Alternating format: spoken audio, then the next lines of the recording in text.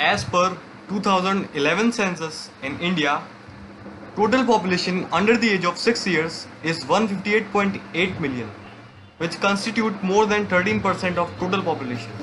Population in the age group of 22 to 44 years is 373.77 million, which is the likely buyer of toys for the children, owing to which the Indian toy industry has witnessed a rapid growth in the past few years.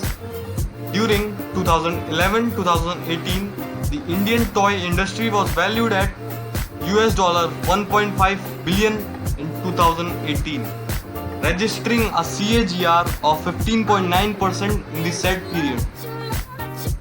The Indian toy industry can be segregated into organized and unorganized markets. The organized market is worth rupees 4,500 crore, out of which approximately 50-50 ratio of imported and domestic toys, while rest of the demand is met by unorganized market. The flourishing unorganized market controls the lion's share of the industry, of which 90% are imported from China. The domestic toy industry is primarily limited to the unorganized market, comprising around 4,000 SMEs. Knowing the Indian mindset with clarity, China knows that Indian purchase decisions are heavily influenced by the price factor of a product. The Chinese manufacturer thus leverage this ideology coupled with their capability developed over the years to produce products at much lower prices by automation of the processes, supply cheaper products which do not comply with quality or safety norms standards of India. Some reports also suggested that the health of kids might be at risk from made in China toys that have flooded the local markets, as a recent study found the presence of hazardous heavy metals and other lethal materials used in their manufacturing.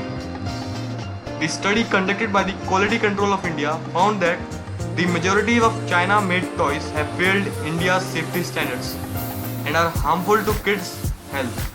Further, the study revealed that nearly 67% of all Chinese toys failed the safety standard test as contained in the DGFT notification and the IS standards by Bureau of Indian Standards.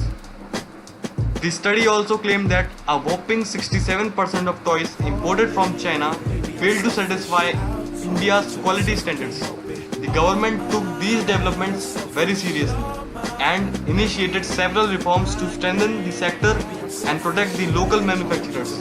In February 2020, the import duty on toys was increased from 20 to 60%, leading to price hikes and making the imported toys costlier.